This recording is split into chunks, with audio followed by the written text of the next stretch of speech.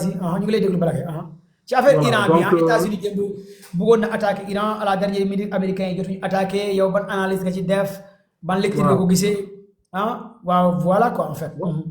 Voilà, donc on est toujours sur la continuation rek. Man lu ma yàgg wax ni maanaam ñu ngi ci troisième guerre mondiale ba waaw instant yi ay guerre haute intensité moo amagul mais pour le moment lii yëpp c'est des ay lancement la daal. ok waaw ay lancement la te ñu ngi leetoo ba léegi voilà donc il faut pas ñu fàtte encore wax lii Iran nu mu nekkee stratégique lay jëm ci mbirum BRICS nga xam ne moom mooy instant yi moo nekk kuréel nga xam ne moo nekk en montée ci puissance lii di ku wax BRICS da nga ne Russie Inde Chine maanaam coopération bu nga xam ne bu ñu nekk di teg économique di waxuma sax di xeex sax mais pour survivre parce que à un moment donné da ngay bàyyi xel ni américains yi dañoo dem ba jël seen dollar bi utiliser ko comme arme voilà te ñoom bëgguñu maanaam kenn tedd bëgguñu kenn jóg léegi nag pour ñoom ñu mën a contrer loolu il fallait que ñoom tamit ñu mën a boole seen doole ñu mën a ànd léegi Iran nag si biir BRICS nag moom membre de BRICS la léegi ak aussi membre Shanghai Corporation SCO aussi donc yëpp ay kuréel yu am importance la donc Iran du dëkk bu ndaw du dëkk bu nga xam ne dañuy bàyyi mu seetaan muy daanu loolu d'abord il faut d'abord ñu noter ko donte nag c'est très stratégique parce que Iran bokk na si les 3 pays les plus yu gën a am réserve li di si pétrole ak gaz loolu tamit bon à part ça. ok c'est une position stratégique Balaké may ma tuuti ma jox gars yi information bi dernière information bi nga xamante ne aussi jot nañ ko ci wàllu Iran parce que ba léegi nii c'est ministre des affaires étrangères bi ak ministre de la défense bi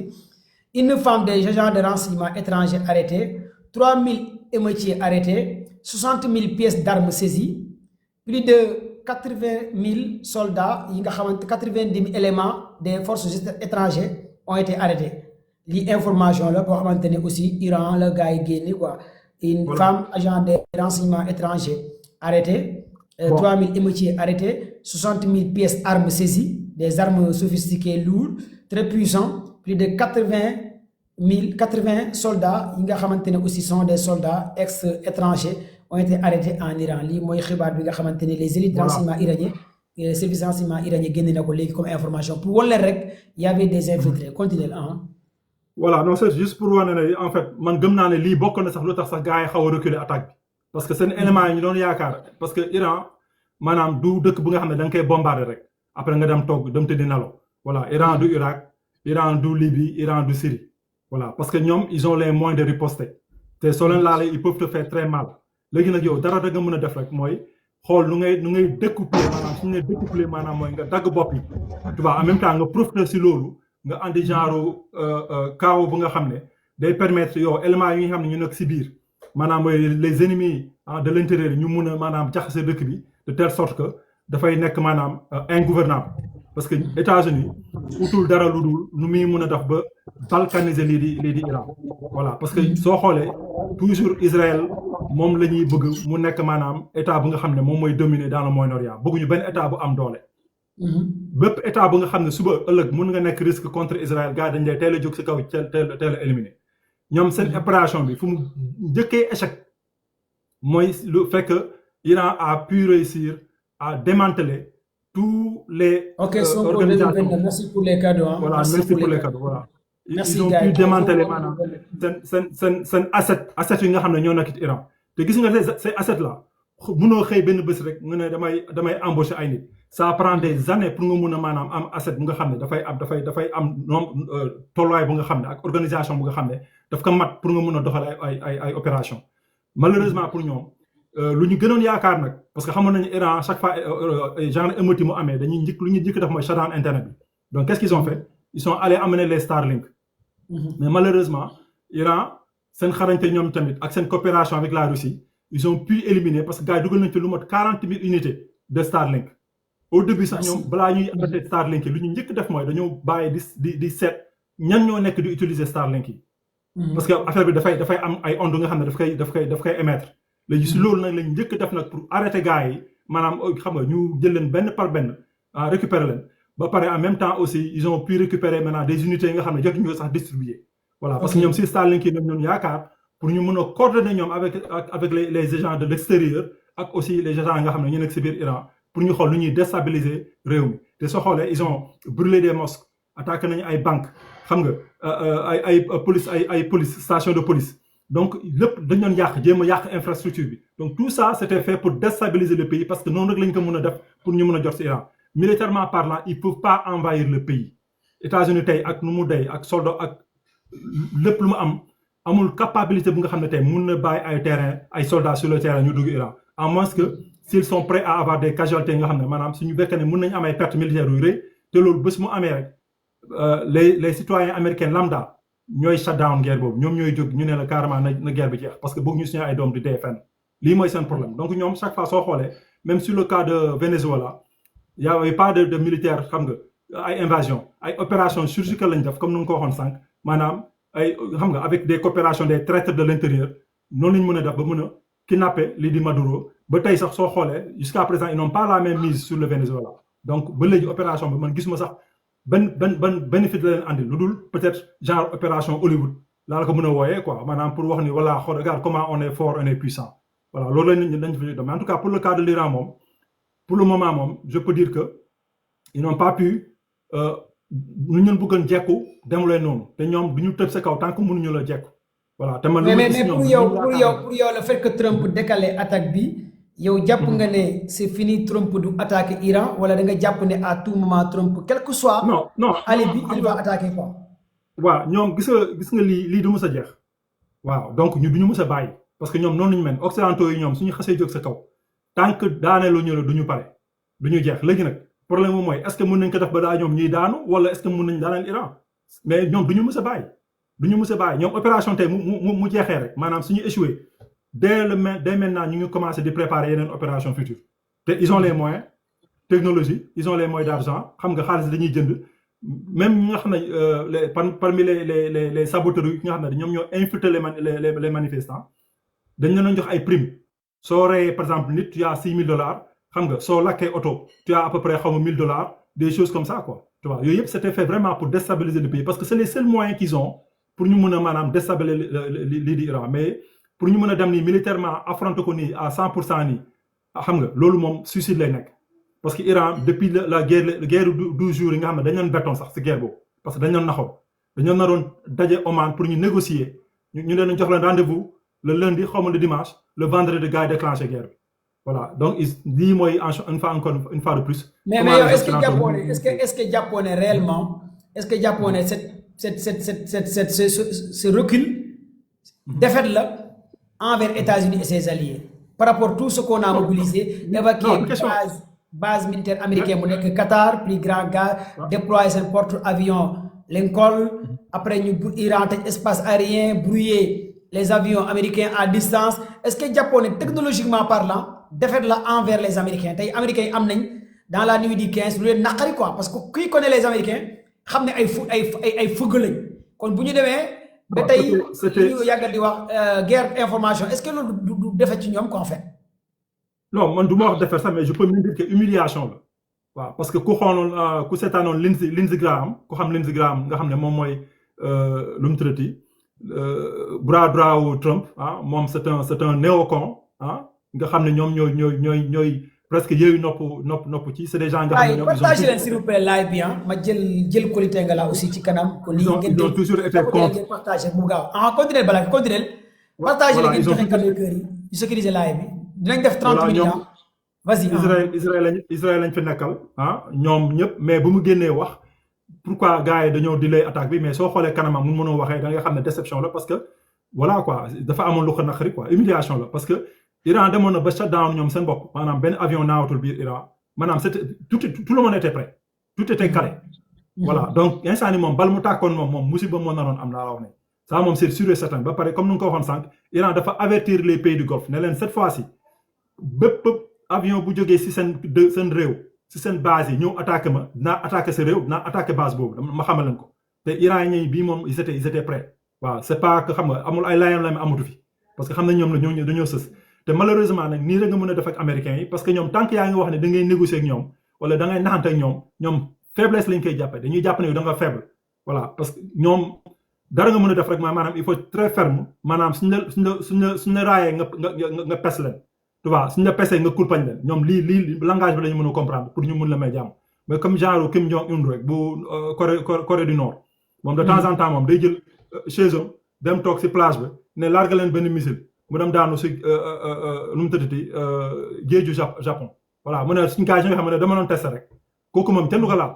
xam nga doo gis mu ay opération ni dañ koy jéem a def ay coup d'état wala yu demee noonu voilà parce que moom dafa naan kaani donc lii rek nga mën a def pour nga mën a mucc si occidentaux yi quoi malheureusement mais en tout cas pour le moment moom bon moi je dis que l'opération instant ni moom ñu ngi continuer di préparer mais attaque bu nga xam ne moo doon am di 14/15 boobu moom daanu na léegi opération bu nga xam ne ñoo ko déclenché encore dama bëgg am sax lu may leeral sax pour ma daanu la foofu mooy que manifestation yu am Iran occidentaux yi ñoo ko déclenché te ni ñu ko déclenché mooy dañoo saboté ñoom seen monnaie bi lañu saboté dafa am ñu nekk sous région bi ñoom la ñu wax ni échange taux d'échange bi nañ ko changé maanaam manipulation la ñu def léegi gars yi bu ñu demee pour mun a def yenn business gars yi ñu ne mënutul nekkutul wala du nekk ou bien taux bi c'est pas favorable foofu la gars yi mer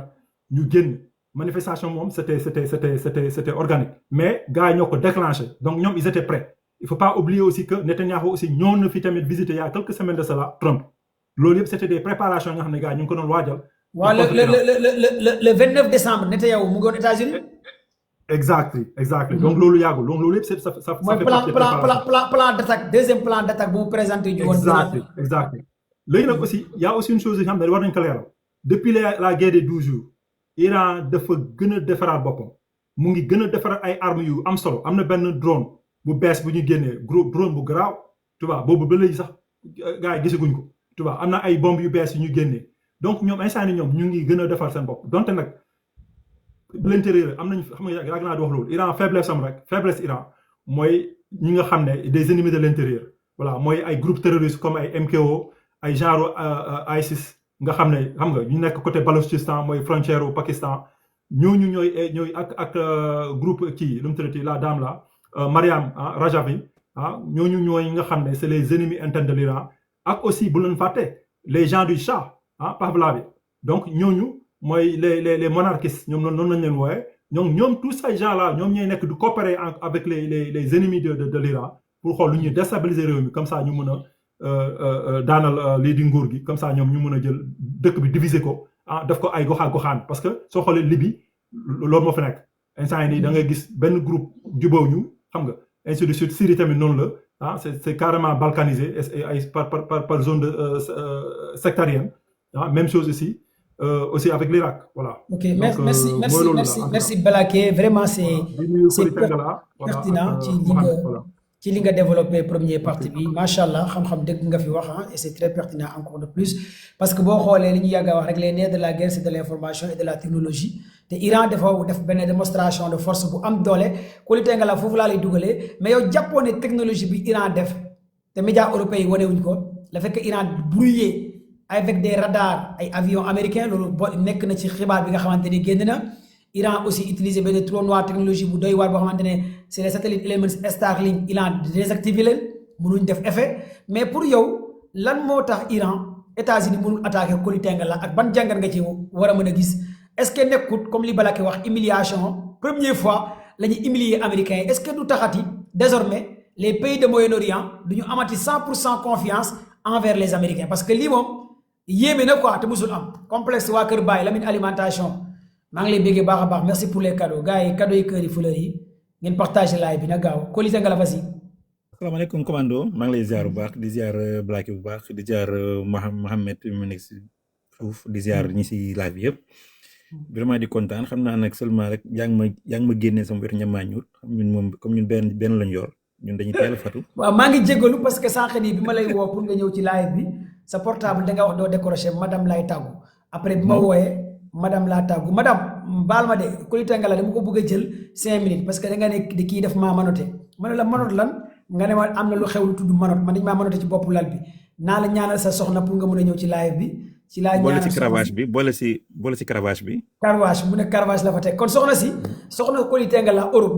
man yéen ñi nekk Europe ndekete dund leen ajana de kon yéen ay safara ngeen di dund man vraiment yéen moodu yi ak seen jabar yéen li dafa métti kon yéen dañu leen di manote nii waa Europe waa Canada France États-Unis kon bala nga yow tam dañu lay manote tàggal la ci cravache vraiment amul sincère góor yàlla yi kon Sénégal lañ nekk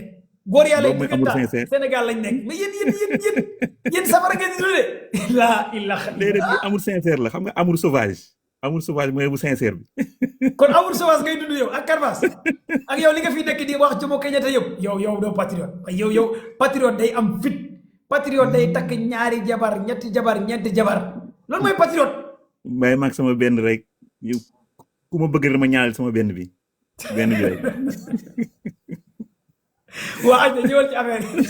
amalez gis nga les américains là boo leen gisee dernièrement ñu jëfaru ba jël seen doole seen yitte les israéliens gis ngeen Netanyahu doon jaabante États-Unis c'est parce que dañoo am commencé am ay renseignements yoo xam ni Iran soreetul ci l'arme nucléaire parce que pour cas bi nag moom dañoo jëloon seen doole yëpp def ko ci seen service de renseignement yi nga xam ñoo infiltré woon Iran. ok boo gisee attaque bu njëkk bi Israël bëggee attaqué renseignement extérieur yu Israël waxoon nañ Netanyahu may ñu tuuti temps jotagul parce que niveau d'infiltration bi ñu war a def des na. parce que sinon on risque de perdre nos agents. te gis nga benn agent Mossad bu war a infiltrer dëkk def fa ay sale boulot ñoo ngi koy former pendant 15 ans. pour mu nekk un agent opérationnel. imaginez ñu jàpp si ay agents yooyu war leen a exécuter. loolu ñaata pertement lay defal Israël et les Américains. léegi bi ñu attaqué te seen niveau d'infiltration bi doyul moo tax nga gisoon première 48 heures yi ñu bett Iran xaw ko gaañ. mais rapidement Iran dafa redressé wu. remplacer waat ñi ñuy éliminer taxawalaat chaîne de commandement yi ba pare di def chasse à l'homme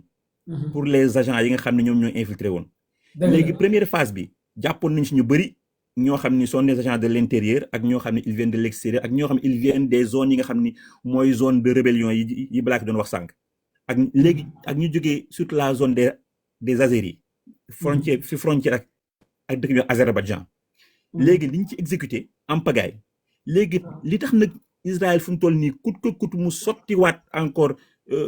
dooleem pour mën a ñu attaquer Iran parce que dafa am ay renseignements que Iran soreetul pour am bombe nucléaire parce que xam ngeen ni gis nga Iran en 2019 bi ko gars yi di embargo di rey seen bopp ak contre le nucléaire Iran boobu mi nga amoon 500 centrifuges. 500 centrifuges la amoon yoo xam ne ñoom ñooy créer l'accélération de l'uranium des isotopes de l'uranium pour ñu mën a créer li nga xam ne des décharges des combustibles nucléaires mi ngi ci amoon 500 en 2019. actuellement Iran mi ngi ci am 137 000.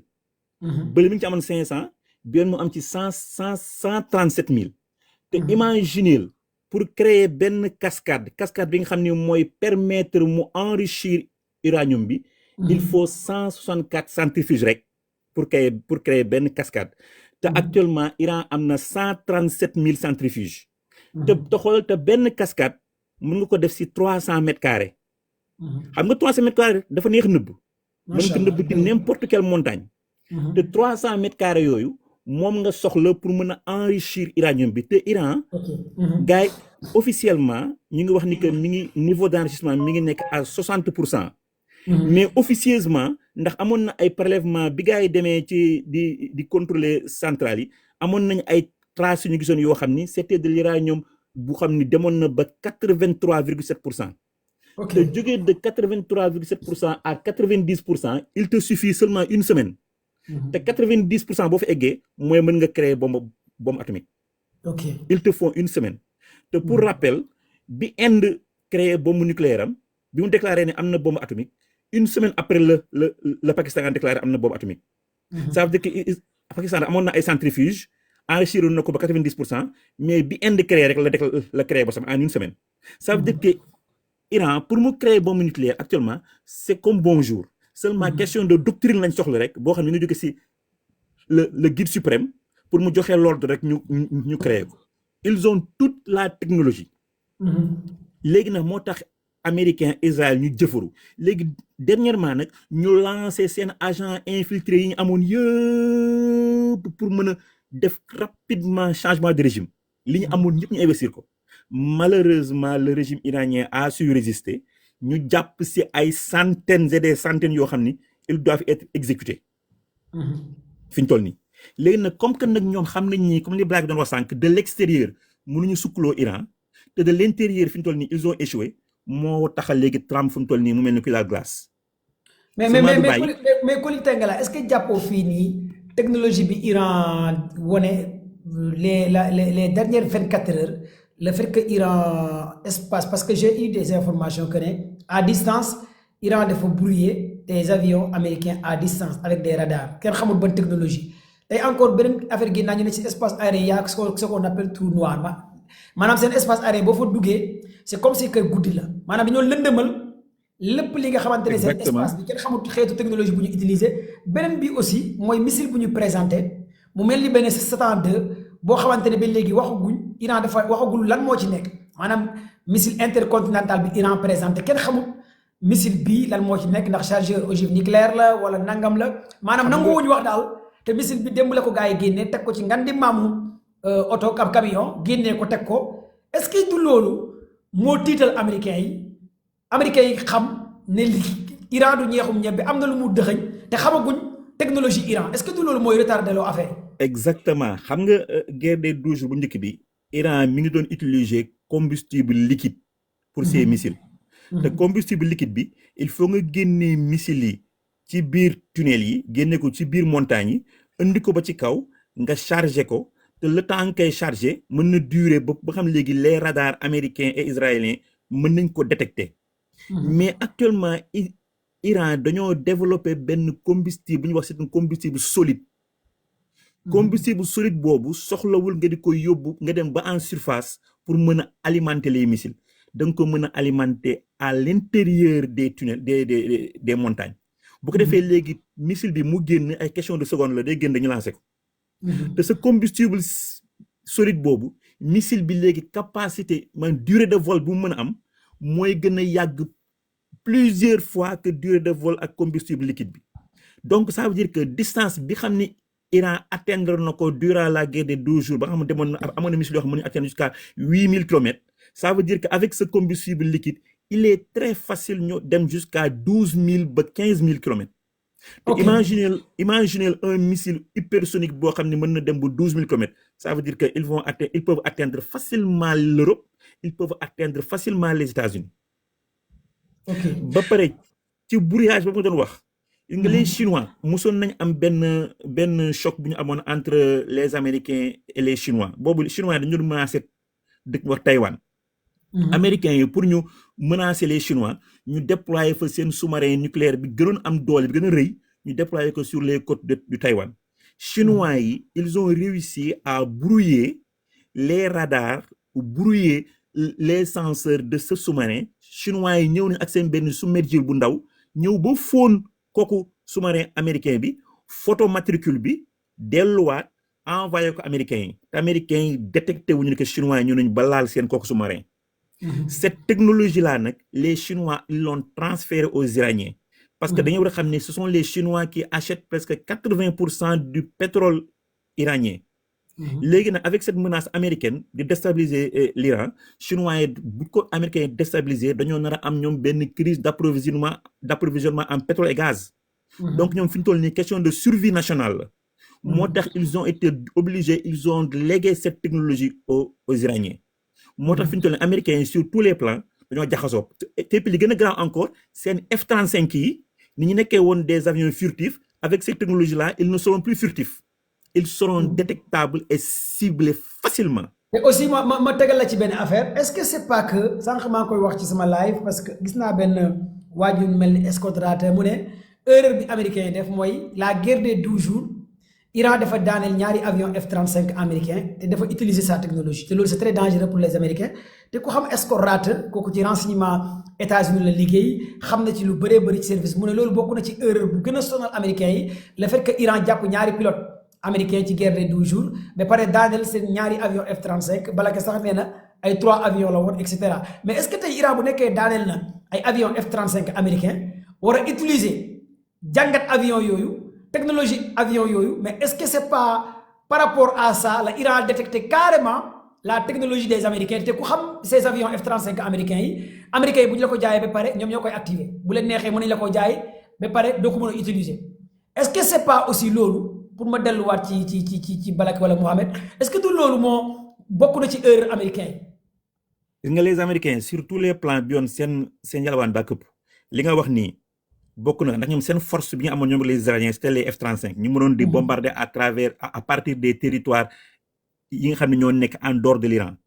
Iran fi mu toll nii dafa taxaw si doctrine boo xam ni dafa ne doctrine de changer na doctrine militaire am léegi il s'est donné le droit de faire des frappes préventives.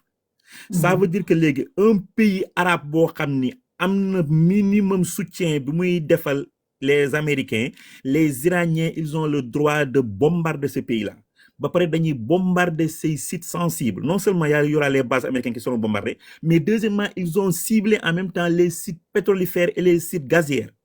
te fi ñu toll nii bis bu Iran naree am bi ñu ko naree song ça veut dire que moom question existentielle la am donc moom du nangu suux disparaître bàyyi ñeneen ñuy jubilé si ginnaawam donc il va créer une crise boo xam ni day nekk une crise mondiale sans précédent boo xam ni moom lay def bu dóoree seen site gazier ak seen site pétrolifère yi te dëkk yooyu nga xam ni presque mën naa wax ni 80% seen économie c'est basé sur le pétrole et le gaz ñoom it c'est la fin pour ces pays là moo tax bi Iran tegee boobu doctrine bi yoon bi mu yuuxoo bi mu waxee rek la ñoom tous les pays du Golfe ñu yuuxoondoo na américains yi bul bombarder. mais aussi am na ñu bëri ñu naan guerre bi bu jàllee Iran mën naa tëj détroit d'Ormuz te bu ko tëjee aussi catastrophe lay doon te gars yi bëri ñu ngi hésiter est-ce que loolu aussi économiquement parlant mënut a yàq Europe en Afrique et cetera en Asie bu Iran tëjee détroit d'Ormuz yow surtout Chine va en souffrir moo tax Chine fu mu toll nii ils sont obligés ñu jàppale Iran. parce que foofu li fay jaar ci commerce mondial bi ak énergie mondiale bi dafa bari te Chine boo xoolee c'est un pays économie am yëpp c'est commercial. ba pare c'est un pays énergivore li muy consommer ci énergie dafa bari donc te Chine ils sont 1,4 milliard. Imaginez actuellement les pays européens seen croissance économique mi ngi nekk ci ay 0,3 ay ñoom bu ñu amee 2% 3% dañuy kontaan dañu naan ñoom am nañ croissance bu extraordinaire te Chine bu demee en dessous de 5% de croissance moom mooy nekk crise boo xam ni l'état chinois du ko mën a maîtriser te mën na créer ay soulèvement populaire boo xam ne te 1,4 milliard dafa dangereux donc Chine li ko arrangé mooy moom une croissance économique boo xam ni ci kaw les 7%. donc bis bu ñu tëjee le détroit d'Ormuz bu crise énergétique bu amee bu graaw économique Chine bu demee ba en dessous des 4 wala 3% moom day nekk ci risque boo xam ne mën na ko créer une crise sociale moo tax ñoom it fi ñu toll nii actuellement pour ñu jàppale Iran c'est une question de survie la pour ñoom. te deuxièmement encore li ñu naan les Anglais et les Américains. yàlla nag damay dama koy tëj dañoo maîtriser woon li ñu naan les corridors maritimes. le commerce mondial yëpp ñu doon jaay sur les corridors maritimes. léegi les Chinois et les Russes ils ont réussi à développer de nouveaux corridors yoo xam ni sont des corridors terrestres te corridors terrestres yooyu Iran moo nekk au cœur. ok donc Iran bu déstabiliser c'est le commerce chinois et le commerce russe moom mooy am déstabilisation bu li ñu bëgg créer ci BRICS yi dafay am problème bu même Inde day am déstabilisation. ok moo tax fi mu toll nii Iran fu mu toll nii laal ko mooy laal nga xolu croissance mondiale bi. ok dafa def une crise mondiale sans précédent. xaaral waxal soxna si may ñu tuuti rek de 5 minutes ma libéré la comme que yow dañ laa kii ok sa soxna laay tàggu soxna jabaru Koli Tenga la may ñu tuuti rek tekkil manote yi parce que da koo manote ci lal bi fu mu ne benn manote bi la tekki pour Koli Tenga la mën a wax téléphone mais man dama lay ñaan tekkil ñaari manote ma chérie dindi na ñaari manote wala dindi wu ko. non dindi nañ benn bi. benn bi la dindi benn bi mu ngi takk ci loxo. benn waaw bi des mais chéri boy fexeel nga tekki nga bàyyi ko mu live bu paree après dama la koy delloo léegi du def dara du am kii Mohamed ñëwal 2 à 3 minutes Mohamed vas-y tijji sa micro Mohamed nekkoo fi kon dama lay wàccee de boo tijjul sa micro ok Biguine si yow ñëwal Biguine si tijji sa micro vas-y.